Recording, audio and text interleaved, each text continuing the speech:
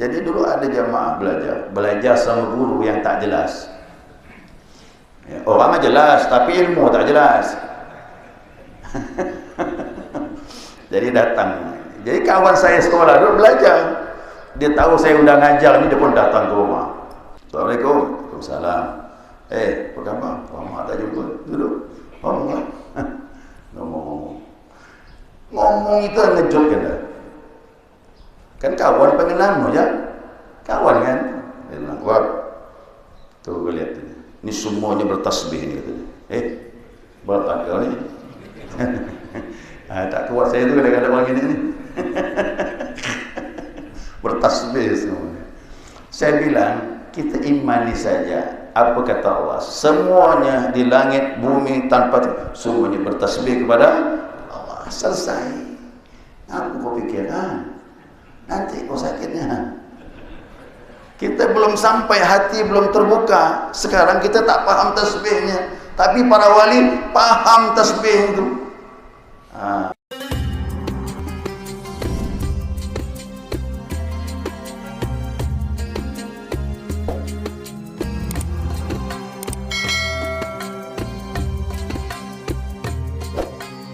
أتانا بالأخبار عن النبي المختار أن أفضل الأذكار لا إله إلا الله.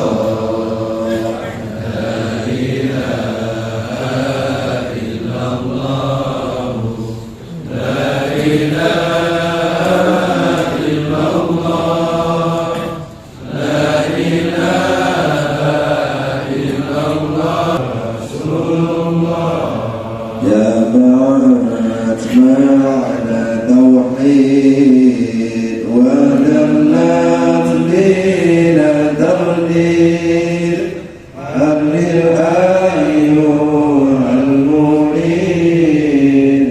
بسم الله الرحمن الرحيم. الحمد لله رب العالمين. اللهم صل على نور الأنوار وسر الأسرار وترياك الأغير مفتاح باب اليسار سيدنا ومولانا محمد المختار وآله الأطهار وأصحاب الأخيار عدد نعم الله وإفضالك. سبحانك لا علم لنا إلا ما علمتنا إنك أنت العليم الحكيم. اللهم ذكرنا ما نسينا وعلمنا ما جهلنا ولا حول ولا قوة إلا بالله العلي العظيم. قال المصنف رحمه الله تعالى ونفعنا بعلومه في الدارين آمين. جماعة الصبور رحمكم الله. السلام عليكم ورحمة الله وبركاته. Alhamdulillah, senantiasa kita mengaturkan puji dan syukur kita kepada Allah Azza wa Jalla atas limpah rahmah hidayahnya subuh ini. Atas izinnya kita dapat melanjutkan kajian kita, mudzakarah kita, panduan kitab Miftahul Jannah. Nah, subuh ini kita berbicara lagi ada satu madhab, satu aliran dalam ilmu akidah, dalam ilmu keyakinan yang ditolak oleh Ahlus Sunnah wal Jamaah. Ya, ingat jamaah, kita ini pahamnya Ahlus Sunnah wal Jamaah. Jadi hati-hati juga dengan paham yang terakhir ini yang kita bahas. Ya, kemarin sudah kita singgung mengenai paham yang ditolak, paham Qadariyah. Yang kedua, mazhab filsafat. Yang ketiga, mazhab tabi'in. Ya. Nah, sekarang yang keempat. Adapun mazhab Jabariyah. Nah, mereka berpendapat manusia ini tak mempunyai perbuatan. Yang kedua, manusia tak punya kuasa. Yang ketiga, manusia tak punya kehendak. Yang keempat, manusia tak ada ikhtiar. Dia bilang begitu. Jadi bagaimana ni? Dikatakan paham Jabariyah, kita ini dipaksa oleh Allah. Itu. Ya. Mohon maaf ni ya. Ini belajar tasawuf ni hati-hati. salah guru, masuk paham Jabariyah. Nah, jadi seolah-olah kita ini dipaksa, apapun tak ada pilihan kita ini. Dan Allah menjadikan segala perbuatan manusia itu sama dengan dia menjadikan kayu dan batu. Jadi kita ni kayak kayu lah, seperti kayu, seperti batu, mau dipindahkan ke mana, ngikutlah. Kayak kayu dipotong patah, dibuat tipis jadi papan, dibuat persegi 4 jadi atas nama dia apa kan kita ni. Ya. Ada lagi bilang bahwasanya Jabariyah ini menganggap bahwasanya kita seperti kapas, dibawa angin kemana pun ikut. Jadi tak ada pilih, ikut aja udah. Nah, jadi paham mereka pahala dan siksa itu menurut mereka apabila Allah menyiksa hambanya yang maksiat sama dengan menyiksa perbuatan dia sendiri. Wa iyadzubillah. Kalau ada beri pahala sama dengan beri pahala dengan perbuatan sendiri. Jadi bagi dia ni tak ada cemburu. Oh tu ada orang maksiat tu, tak apa-apa, perbuatan Allah. Ada orang berzina tu, tak apa-apa, itu perbuatan. Ini akhirnya menghalalkan semuanya. Ya, tadi belajar guru, jumpa guru, guru apa tak salat, kau belum sampai. Itu biasa dengar itu. Kalau kau dah sampai ilmu ini, tak perlu lagi salat, tak perlu puasa Ramadan, tak perlu pergi haji. Ini kau temu guru macam ini, lari sebagaimana kau lari dari kejaran singa. Lari sejauh-jauhnya. Biasa orang macam ini pandai ngomong pandai. Tuhannya dua, syaitan sama hawa nafsu. Ya kan? Coba tanya dia, kenapa kau tak salat? Belum sampai gitu dia. Kok saya sih bilang, kenapa kau tak salat? Belum sampai. Bukan belum sampai, kau malas. Tuhan kau hawa nafsu, Tuhan kau syaitan. Nah, jadi orang seperti ini menghindar semuanya. Tidak ada paksaan. Allah bilang sendiri, la ikraha fid din. Tidak ada paksaan dalam agama. Maka orang kafir tak beriman, mana boleh kita paksa? Ada pemaksaan? Dah. Dia tak beriman sama Allah pun kita tak paksa dia. Kita sampaikan ada hidayah, dia masuk Islam. Begitu juga orang yang dah beriman, silakanlah kau mau keluarlah dari Islam. Allah pun tak rugi. Makanya tak ada paksaan. Nah, bahkan seorang sahabat yang bernama Ammar bin Yasir. Ammar bin Yasir ini, dia punya bapaknya Yasir dengan ibunya Sumayyah itu disiksa di depan Ammar tu. Bapaknya digantunglah, diterik panas matahari sampai meninggal. Ibunya Sumayyah, maaf, dicambuk. Udah dicambuk, ditombak lagi, maaf, kemaluannya ditombak, tembus sampai ke belakang. Ammar bin Yasir mandang menangis, dia tak mampu. Dua orang tua dia. Kata Abu Jahal bilang, kalau kau tak kembali kepada Tuhanmu menyembah Latta, Uzza, Manat, nasib kau sama dengan orang tua dia. Ayo sebutkan, beriman dengan Latta dan Uzza. Berat dia. Ya Allah, gimana nih? Hati aku tetap beriman dengan kau, tapi aku dipaksa nih. Kalau aku tak ikut dia ni, aku pun mati juga macam orang tua aku ni. Apa kata Ammar? Akhirnya dia bilang, baiklah, aku beriman dengan Latta dan Uzza. Dan dilepaskan langsung. Dilepaskan, dia bekerja, menangis dia. Dilepaskan, nangis sampai bekerja berlari. Yang dicarinya siapa? Yang dicarinya Nabi Muhammad SAW. Sampai depan Nabi, dia ceritakanlah, hati aku masih beriman dengan Allah, tapi aku dipaksa untuk keluar dari Islam. Ibuku telah wafat ya Rasulullah. Kalau aku tak lakukan ucapan beriman dengan Tuhan mereka, aku pun sama juga nasib aku dengan seperti ibuku. Tapi hati aku masih dengan Allah dan masih dengan engkau sebagai utusannya. turun firman Allah, illa man ukriha wa qalbuhu mutmainnun bil iman, kecuali orang yang dipaksa kata Allah sedangkan hatinya masih tenang beriman kepada Allah. Tidak masalah. Ammar bin Yasir lepas. Kenapa? Mulut ya mengucapkan begitu karena terpaksa, tapi hati tak ada paksaan. Allah tak paksa. Mau beriman tak beriman. Allah tak paksa kau suruh beramal tak beramal.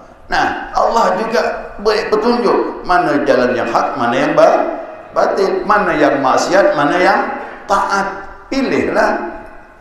Jabariyah dah. Semuanya dah dia dah sebenarnya. Ini akan jatuh dalam pada kekufuran. Banyak ayat yang mengatakan illal ladzina amanu wa amilus shalihat. Beriman, beramal saleh. Suruh beramal. Ya, kita disuruh beramal. Tapi ingat, dalam paham Ahlus Sunnah wal Jamaah, memang kita tak ada upaya, tapi atas pertolongan Allah, tapi perbuatan kita masih disandarkan Allah. Wallahu khalaqakum wa ma ta'malun. Allah ciptakan kalian dan apa yang kalian lakukan pun Allah juga ciptakan. Tapi Allah bilang apa yang kalian lakukan masih dinisbahkan kepada kita. Allah tak bilang apa yang aku lakukan dah, apa yang kalian lakukan. Berarti Allah masih menyebut perbuatan kita. Cuma perbuatan kita ini adalah pertolongan Allah. Jadi dari kita ni apa? Yang ada dua, kasab ikhtiar. Kasab usaha, ikhtiar pilihan. Kenapa ada pilihan? Petunjuk ada kepada kita, mana yang hak, mana yang batil. Tapi ingat, hasil usaha, hasil ikhtiar itu semata-mata atas pertolongan. Itulah Ahlus Sunnah. Kita tak dipaksa, kita disuruh memilih. Dalam pilihan tadi Allah menuntun kita. Ini lebih selamat, ya, lebih selamat.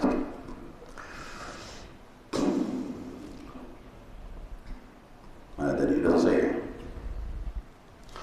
Demikian juga pahala. Nah, oleh karena itu berhati-hatilah tergelincir kepada i'tikad Jabariyah. Ya, hati-hati. Nah, maka Ahlus Sunnah bagaimana?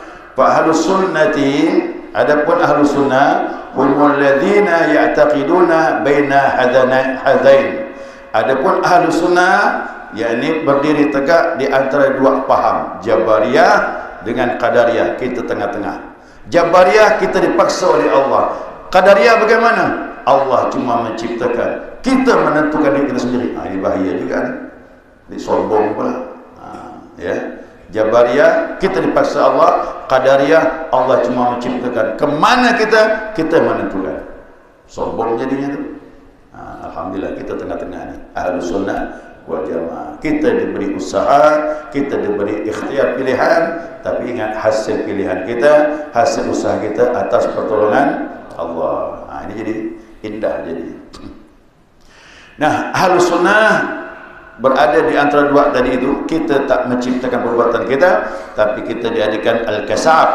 Khairul umur awsatuha, kata Nabi. Sebaik-baik urusan tengah-tengah. Kita bukan Jabariyah, kita bukan Qadariyah, kita tengah-tengah. Jadi tengah-tengah ini bagus. Ya, sebaik-baik urusan itu pertengahan, tidak ekstrem dan tidak tasahul. Tasahul apa? Mempermudah hukum tak boleh. Ekstrem juga jangan. Kita ini moderat. Moderat itu inilah Ahlus Sunnah wal Jamaah. Ya. Jadi kata Imam Ghazali, aku telah menemukan Ahlus Sunnah wal Jamaah di dalam Al-Quran. Mana dia? Allah bilang begini, kharaja min baini farthin wa damin labanan khalisan sa'iqan lisyaribin. Ini Ahlus Sunnah ni, dia bilang. Kata Allah bilang, dari binatang hewan ternak itu keluarlah padanya di antara kotoran dengan darah ada susu yang keluar. Ingat tu. Hewan ternak, kambing, sapi, unta, di antara kotoran dengan darah ada susu. Kotoran tu Jabariyah, darah tu Qadariyah, susunya Ahlus Sunnah wal Jamaah. Syukur kita ditakdirkan Allah jadi pengikut Ahlus Sunnah wal Jamaah. Dulu zaman pemerintahan Abbasiyah banyak paham Qadariyah, disebut juga paham Mu'tazilah. Ya wa'iyadzubillah. Semoga kita iman kita selamat. Ya, sesuai dengan Al-Quran dan hadis Nabi Muhammad sallallahu alaihi wasallam.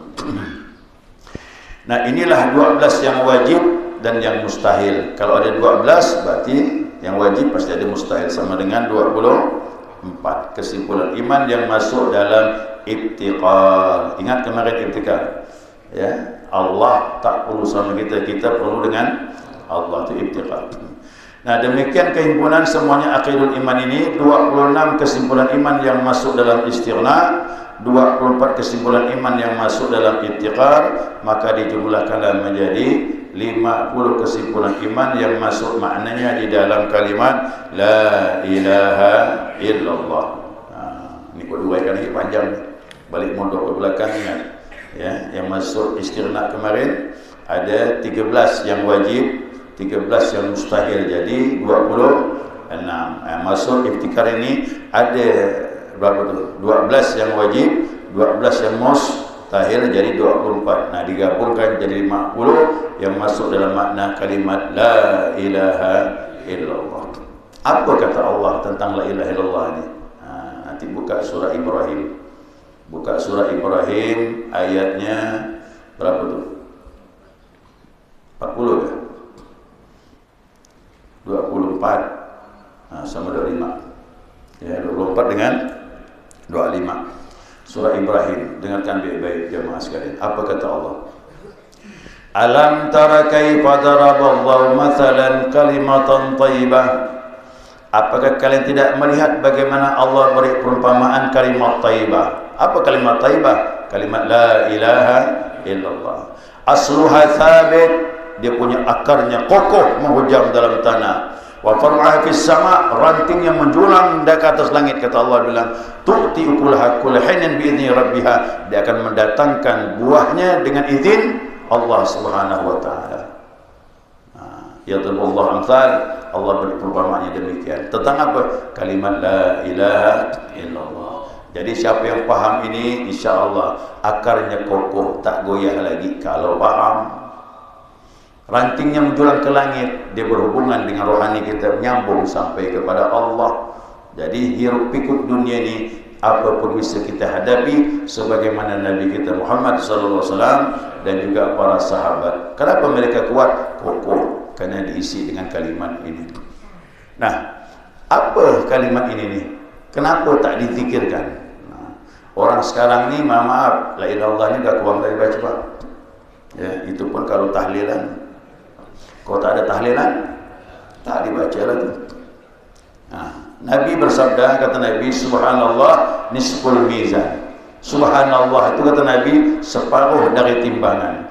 Walhamdulillah tamla'ul mizan. Adapun alhamdulillah memenuhi timbangan. Allahu akbar bagaimana? Mil'u ma bainas samawati wal ardh, memenuhi langit dan bumi. Saya ulangi lagi, subhanallah setengah timbangan, alhamdulillah memenuhi timbangan, Allahu akbar memenuhi langit dan bumi. La ilaha illallah mana? Mana la ilaha illallah? Nah, tak ada disebutkan. La ilaha illallah, kita ambil hadis yang lain. Nah, hadis yang lain yakni dari Imam An-Nasa'i dari Abu Sa'id Al-Khudri, Nabi SAW bersabda. Ini ceritanya nih untuk la ilaha illallah. Kata Nabi SAW, qala Musa alaihi salatu wassalam, Nabi Musa bilang sama Allah. Ingat Nabi Musa bisa ngomong dengan Allah. Wa kallama Allah Musa taklima. Nabi Musa disifatkan dengan al-kalim.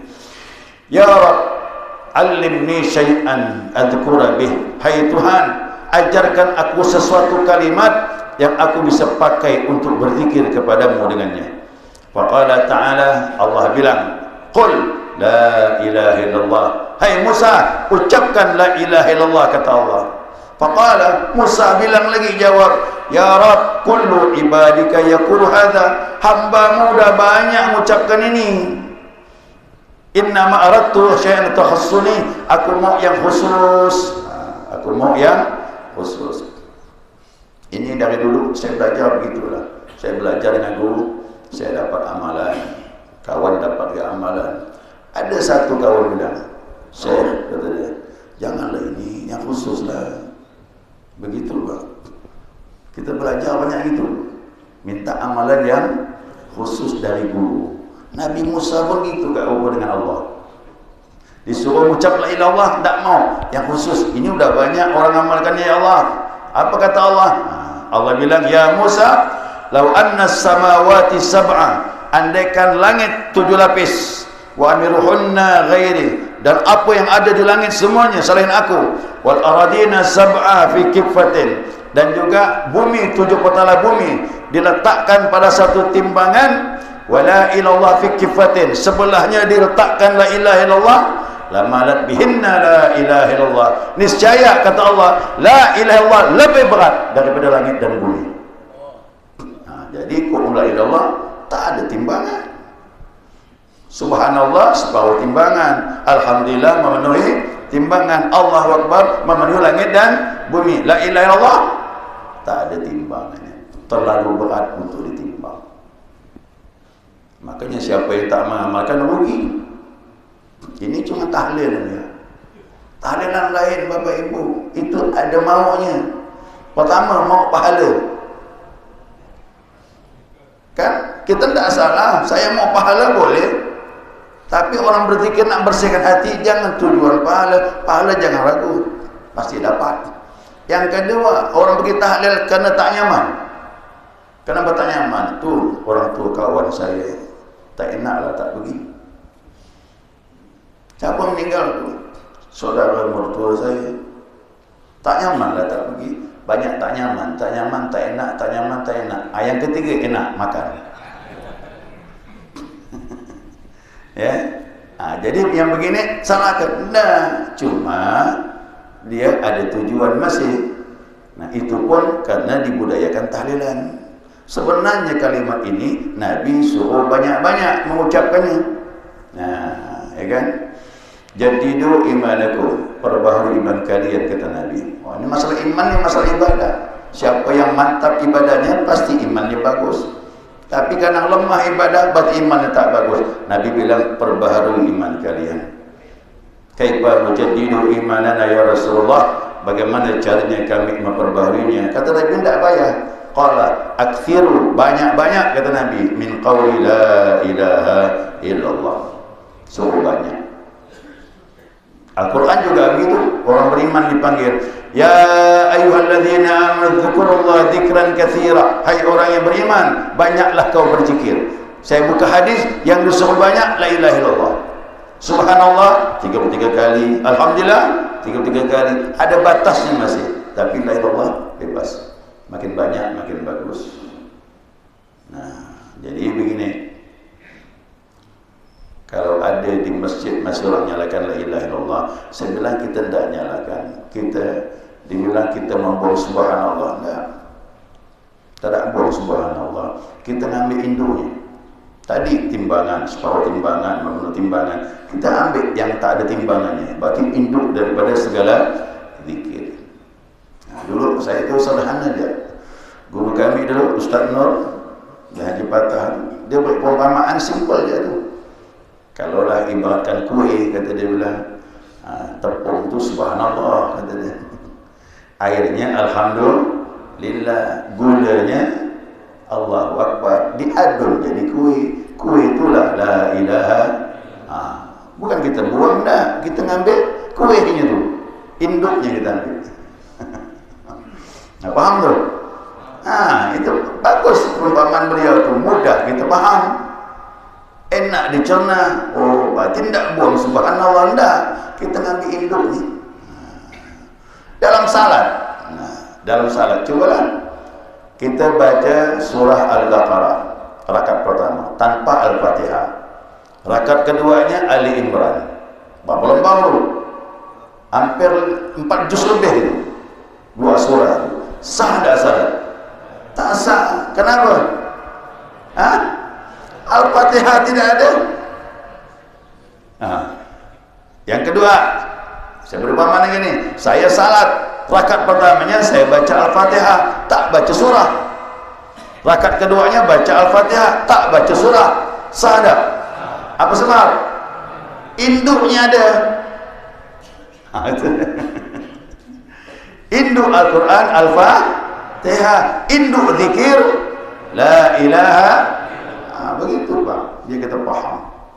Ya, kita tidak buang. Kita cuma mengambil inti, induk yang paling afdal. Ya. Ya, mudah-mudahan bisa dipahami. Ya, bisa dipahami. Segera cukup. Ini selesai dah ni ya. Selesai dah mengenai la ilaha illallah. Nanti kita masuk Muhammadur Rasulullah. Ya, biar mantap nanti dalam salat. Asyhadu an la ilaha illallah wa asyhadu anna Muhammadur Rasulullah. Ini harus kuat ni akarnya ni. Ini pondasi kita dalam keyakinan. Ya, silakan jemaah. Mungkin ada yang ingin ditanyakan.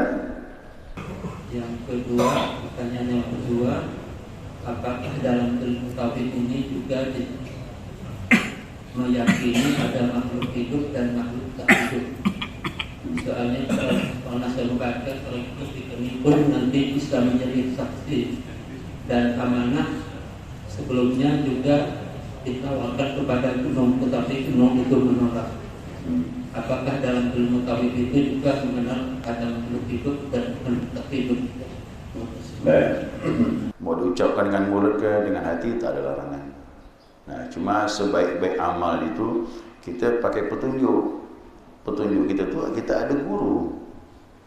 Ya, ada guru yang menuntun. Jadi meletakkan sesuatu lebih tepat.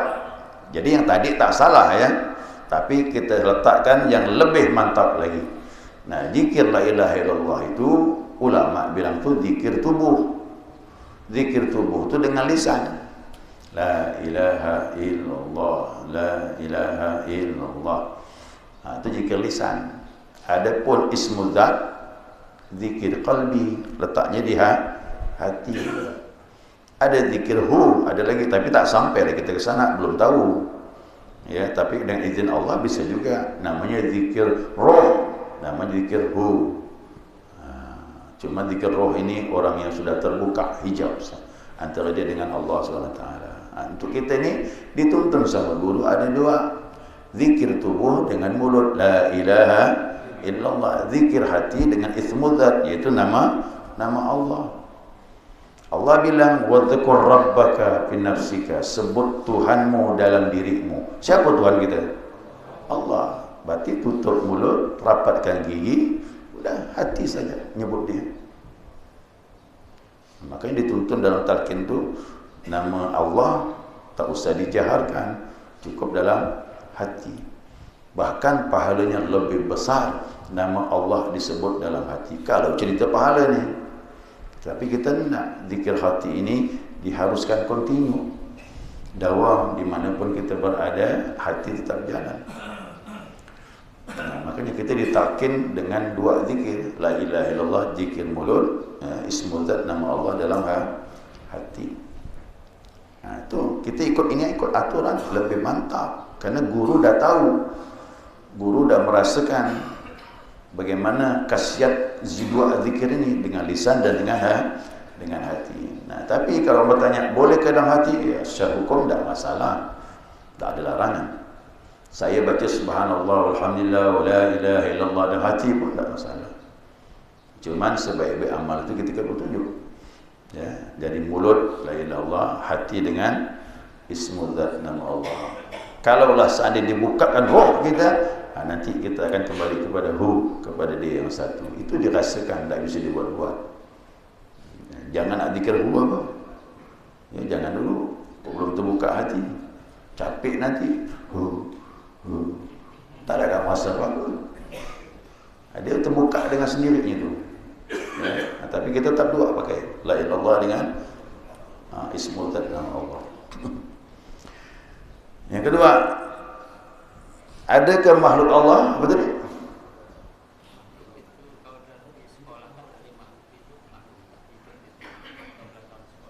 Ya. Kalau berdasarkan ilmu Al-Quran dan Hadis, tidak ada makhluk tak hidup. Semua makhluk tak hidup. Dasarnya apa? Yusabbihu lahu ma fis samawati wal ard. Bertasbih kepada Allah yang di langit dan yang di bumi. Walau batu itu pun bertasbih. Hidup dia. Nah, ini kadang kita tak faham tu lah. Karena kita belum dibukakan ini basirah. Kalau dibukakan basirah, kita ni kayak Nabi Muhammad SAW. Walaupun kita bukan Rasul, tapi waris ilmu itu diberi. Kata Ali bin Abi Talib, Nah, aku lewat di Mekah, baru aku paham sekarang kata dia. Dulu aku lewat di Mekah bersama Nabi SAW, tidaklah kami melewati pohon kecuali pohon bilang Assalamualaikum ya Rasulullah. Aku dengar kata Ali bin Abi Thalib, pohon tu beri salam dengan Nabi. Tidak aku lewat batu kata Ali, batu tu bilang Assalamualaikum ya Rasulullah. Jadi langit bumi semuanya tahu dengan Nabi, kita yang tak tahu dengan Nabi. Apalagi dengan Allah, hidup dia hari-hari bertasbih kepada Allah. Kata Nabi, kata Allah bilang la tafqahuna tasbihahum, tapi kalian tak faham tasbihnya. Mana kita faham? Tapi kok dibuka di sini baru kita faham. Kata ulama bilang ni, ulama ni artinya al-arif billah yang sudah kenal kepada Allah, siapa yang tak faham kokokan ayam waktu subuh dan bunyi daun pintu. Daun pintu Pak, dulu kan pakai kayu, keren. Sufi paham tu, situ ada tasbih katanya. Kita mana paham? Jangan dipikir-pikirkan, jangan sakit nanti. Nah, jadi dulu ada jamaah belajar sama guru yang tak jelas. Ya, orang jelas, tapi ilmu tak jelas. Jadi datang. Jadi kawan saya sekolah dulu belajar. Dia tahu saya udah ngajar ni, dia pun datang ke rumah. Dia kerja di perusahaan kain PT Al-Susuma. Datang ke rumah. Assalamualaikum. Waalaikumsalam. Apa khabar? Lama tak jumpa. Duduk. Ngomong. Ngomong itu ngejutkan dah. Kan kawan pengen nama je. Kawan kan? Dia bilang, wah. Tuh kau lihat ini. Ini semuanya bertasbih ni katanya. Berat kau ni. Tak kuat saya tu kadang-kadang orang ini ni. Bertasbih semuanya. Saya bilang, kita imani saja apa kata Allah. Semuanya di langit, bumi, tanpa semuanya bertasbih kepada Allah. Selesai. Apa kau fikirkan? Nanti kau sakitnya. Kita belum sampai, hati belum terbuka. Sekarang kita tak paham tasbihnya. Tapi para wali paham tasbih itu. Saya bilang jangan fikirkan, nanti kau sakit. Tinggal ke saya cukup diimani. Saya tanya dia, kau udah mandang surga belum? Neraka udah belum? Belum kata dia. Percaya anda? Percaya. Udah cukup. Jangan kau fikirkan. Kita tak mandang. Kita belum tahu bagaimana bunyi api neraka. Kita belum mandang bagaimana nikmat di surga. Tapi cukup diimani. Tasbih langit bumi cukup diimani. Kita tak paham, selesai. Tapi kalau kita dibukakan mata hati seperti para wali, paham kita itu tasbihnya. Jadi dalam pandangan agama, semua makhluk hidup. Orang bilang kan batu benda mati.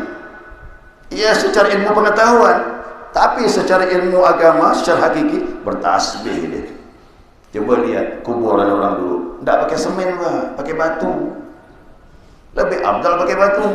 Batu dibentuk insan. Tancapkan, bertasbih. Ingat tak cerita Nabi itu lewat di sebuah kuburan.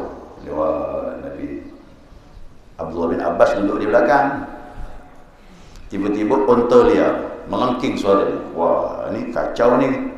Kata Ibn Abbas, aku lihat Nabi turun dari unta. Nabi turun dari unta, aku pun turun. Sambil-sambil Nabi memeriksa. Ada dua kuburan sedang diadab. Hadzani mu'adzaban, ini dua sedang diadab kata Rasulullah. Ini diadab pertama kerana istinja tak bersih. Yang kedua namimah, ngadu domba, mulut. Ngomong sama A lain sama B lain. Hati-hati masalah mulut ni, binasa kita dalam kubur. Lalu aku lihat Nabi pergi ke pohon kurma, dia ambil pelepah yang hijau, Nabi potas tas. Nabi ambil, bagi dua lagi, tak. Bagi dua, ditancapkan dua kubur ni. Apa kata Nabi? Selama belum kering akan beri syafaat kepada dia. Bingung tu kan? Tanya sama ulama, apa maksud perkataan Nabi selama belum kering? Selama belum kering, sempurna tasbih itu akan membantu kepada si mayat. Ada tasbih pelepah kurma. Itu saya bilang kan, orang yang tak percaya ditalkin. Saya bilang, pelepah kurma yang bawa manfaat bagi semayat, apalagi kita baca doa di situ, apalagi kita baca Al-Quran di situ. Kau tak percaya, kau masuk kubur. Itu saya baca kan. Tasbih yang bermanfaat, apalagi baca doa, kirim Fatihah. Jadi jelaslah, tasbih itu membantu bersemayat. Makanya boleh menanam pohon-pohon kecil, boleh di atas kuburan. Niatkan, ya Allah, kalau dia tumbuh, tasbihnya sempurna, mudah-mudahan jadi syafaat untuk dia. Boleh. Dalam kitab buku itu, dalam kitab coba lihat, kalau kita ke kuburan, ziarah ke kuburan, jangan ditebas semua rumput tu. Ini sama akal-akalnya habis diangkat semua. Dia tasbih rumput tu. Ingat, di Arab sana zaman Nabi tak ada rumput, maka pakai pelepah kurma tancap gini. Ini kita rumput banyak, rapikan di antara dua minsan itu, dirapikan. Sisakan situ ada rumput, pinggir-pinggirnya bolehlah kita bersihkan, tapi di antara minsan sisakan rumput di situ, kita rapikan. Itu tasbihnya membantu. Begitu kan? Jangan dibuang habis. Dia ada tasbih itu.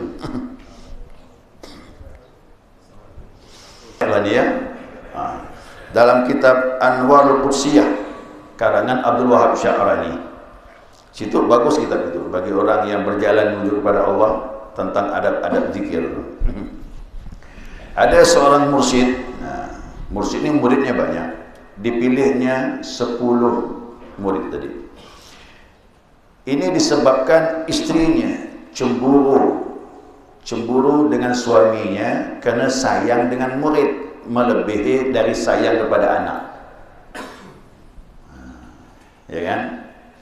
Jadi istrinya ini marah sama suaminya. Hai suamiku, kata dia, aku lihat kau ni memandang muridmu ini lebih daripada kau memandang anakmu. Perhatiannya biasa begitu, Mak. Guru kalau sayang sama murid, kalah anak tu. Jangan, ya kan? Jadi suaminya diam je. Kau tahu tak kenapa aku sayang sama dia? Mau tahu tadi? Besok nanti kau tahu, kata dia. Besok. Sampai besok dikumpulkannya 10 murid. 10 murid, istrinya duduk sampingnya.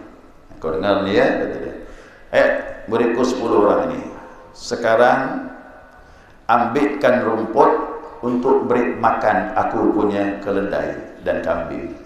Gurunya ada keledai, ada kambing. Namakan murid kan? Semangatlah kau disuruh guru. Makin banyak, makin bagus kan? Bakti namanya, khidmah dengan guru. Pergilah dia, 20 orang ni. Pergi. Datang bawa pakai setengah karung, ada 1 karung. Tapi ada 1 murid yang tak bawa rumput. Semua dah diambil rumput ni, tanya, kau mana rumput kau? Tak bisa saya ambil rumput guru.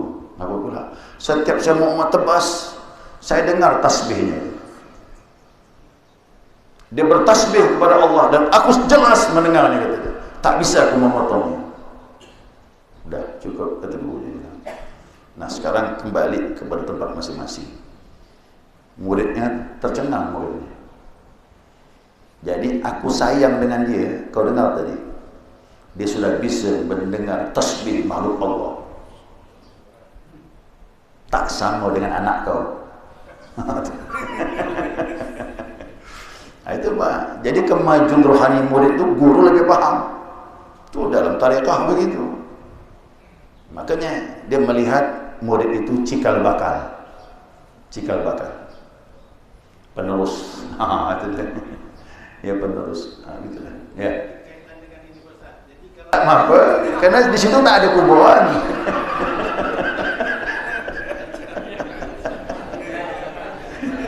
Dan juga bapak jangan ragu, tebas-tebas je lah. Kerana bapak tak dengar tasbihnya.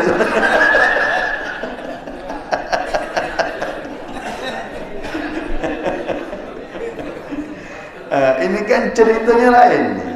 Kan dia nak buktikan muridnya tadi. Kenapa dia sayang? Dia udah ada kemajuan rohani.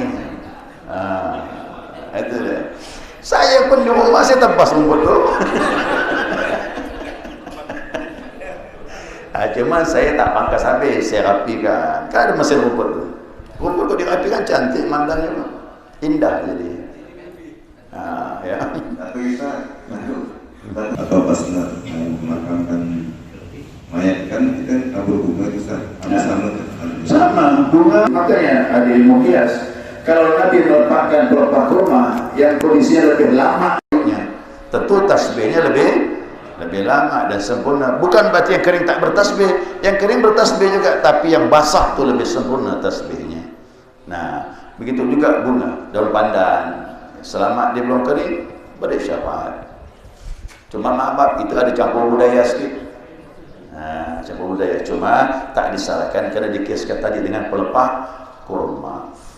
Saya punya kakek dulu, kalau dia pergi kuburan yang baru tu, dia pasti bawa pohon.